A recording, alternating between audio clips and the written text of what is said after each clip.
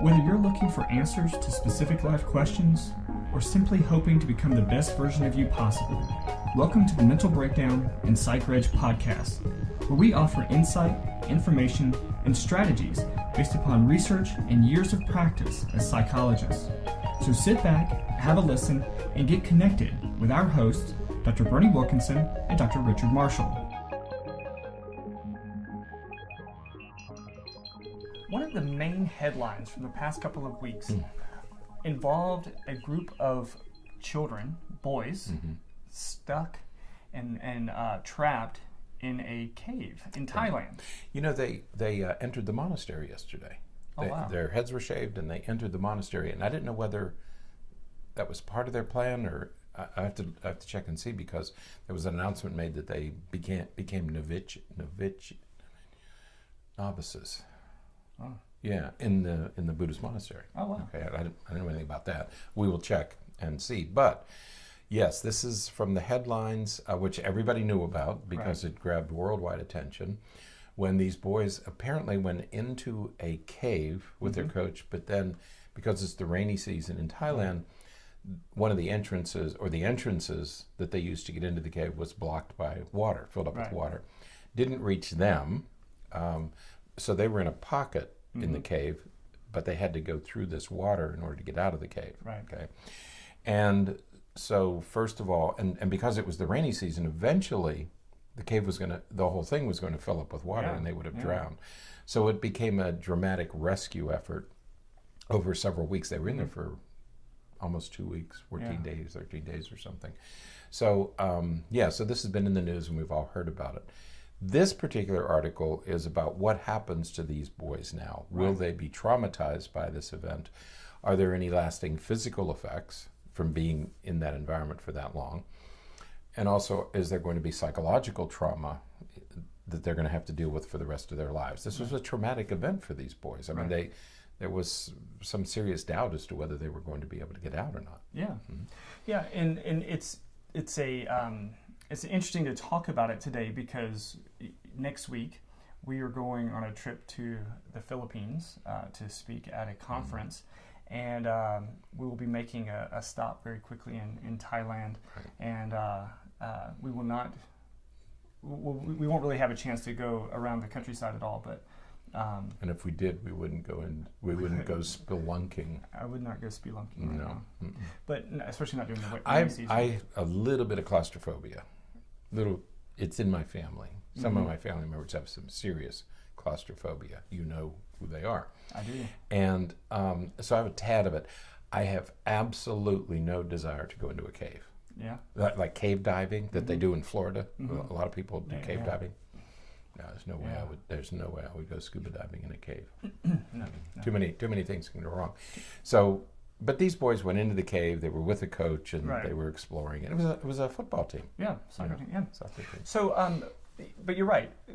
You know, when we look at this situation and we think about what is in store for these boys, but you know, what can we collectively take from this experience? What can we learn from this experience that these boys had?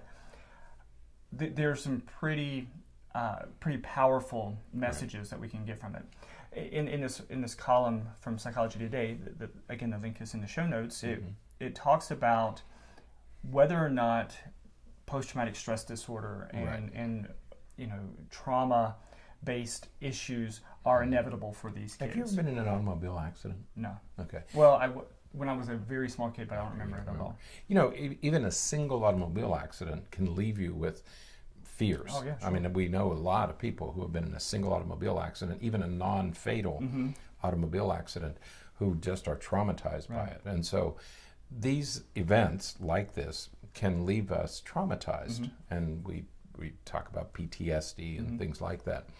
And so there were all these questions about how are these boys going to be emotionally, or will they be traumatized to the point that this experience will have lifelong effects? Right.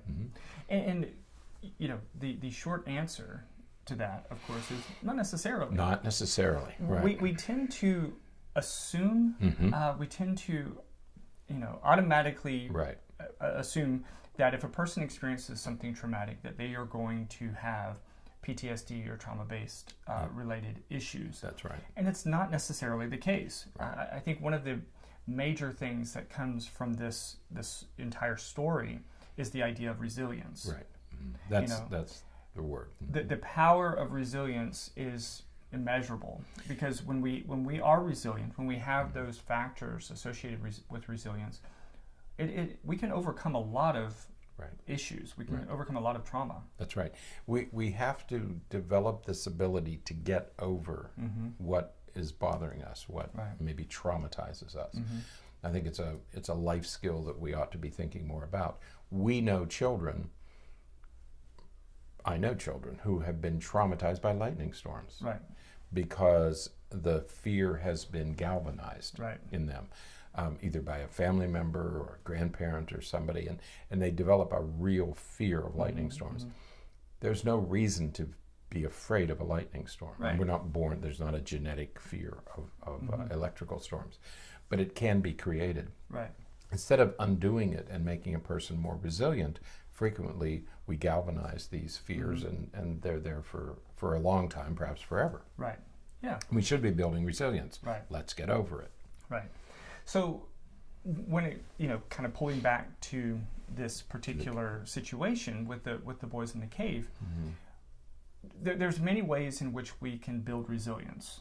And I love what this author talks about when he says that the key factor in their potential resilience is their social connections. Social connections, right. It would have been so different had it been one or two or three boys in there by themselves. Right. As compared to the entire team with their coach. So they can pull together and have those social connections to keep each other comforted and secure and safe. I'm sure that I'm sure many other people share this who were following this story. When we first heard about it, our first thought was, oh my God, these kids are going to be ruined for life. This is going to scar them for life. As the story was told, as it unfolded, suddenly they had these aluminum capes, these covers, blankets, aluminum blanket to stay. And well, that's a good idea. And then they had these divers, these professional divers going in. So they had some adults going in. And then we heard about, it was a soccer team. It was a group of boys who knew each other. And so gradually you got these messages that this just wasn't a group of kids loosely affiliated with each other who were out fooling around. This was a soccer team. The coach was with them. They were in communication with other people. And so what this author is saying is, that's what increased. It was those ingredients that increased the possibility of resilience. Yeah, the other week we talked about, we covered an article on the relationship between alcohol or substance abuse, addiction, and social connectedness. That when we feel isolated, when we don't feel connected to other people, we're at risk for some of these mental health issues and substance abuse issues and addiction and things like that. This is sort of the other side of it, that when we are socially connected, it can build and create a sense and a tendency towards resilience that can help us overcome so many obstacles that could otherwise be pretty impairing for us. Several months ago, last year, we did a special on 13 Reasons. Okay, and the recurring theme in that was this girl felt isolated. It wasn't so much the abuse that was heaped on her, it was the fact that she was isolated. Her closest friend was the young man, Clay. But they never really connected. They had what should have been a relationship, but it never materialized. Even the person she was closest to, they never really connected. And so it's a story, 13 Reasons is a story of a girl who felt isolated. And we know all about isolation, how the damage that it can do. This story is about the other end. So 13 Reasons is about complete isolation. This story is about social connections and the advantages that being connected to others provide for us. Absolutely. Yeah, so and we really need to do season 2 of 13 Reasons. It's pretty good. There's actually, it is really good. And there's a couple of other series that we really need to cover also. So, So again, the strongest factor related to resilience, especially in this particular situation, was that those social connections. Their coach was there, who was helpful for them. Their teammates were there, which was helpful for them. And as you said, you had these divers and other people coming in to kind of to keep them, reassure them that help was on its way. That's right. And curiously, this coach had been I think he was trained as a Buddhist monk. Oh, interesting. Okay. So he was able to keep them calm because he used his training as a monk. As luck would have it, this guy knows about mindfulness, the mindfulness tradition. So rather than panic setting in to these boys, he was able to keep all of them very calm using what he had learned as a trained monk. Yeah. Okay? And that may be why they're going into the monastery, because it may have been part of their I don't know. I have to check. So the coach brought that set of skills. And then the fact that it was a team. Right. So they knew each other. They knew each other, right? Yeah. They knew each other, they knew their habits, they were friends, they supported each other, and so that was a second factor. And then the third were these professionals who came in, and sadly one of them died during the rescue. Yeah. One of the divers died. But they had the rescuers there who were also supportive. Yeah. So the coach had lived in a Buddhist monastery, so he had all those skills. Yeah.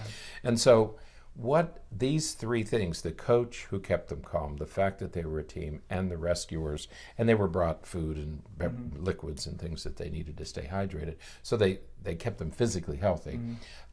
What this did is it gave them the feeling that they were in control. Right. And that's the other part of this, is that it's when you lack the ability to do anything. And I think about 13 Reasons again. She never got control of her situation. Right. She was always a victim, which some people didn't like, the fact that she was so much of a victim. But it shows that side, that when you don't have control, it is when you start to get into problems. These boys had the feeling that people were there and they were being taken care of. Right. There's another good story about a cave-in somewhere in Latin America. Coal miners were trapped in the underground, and they didn't know that anybody was looking for them. They thought that they had been abandoned, and so it's a very different dynamic. They started to fight with each other in the coal mine, and it's a very different dynamic because they felt that they didn't have control. Right. Well, and we're going to talk tomorrow, on tomorrow's podcast, we're going to talk about another situation that's loosely similar. Well, it's funny that these two stories were in the news at the same time. Right.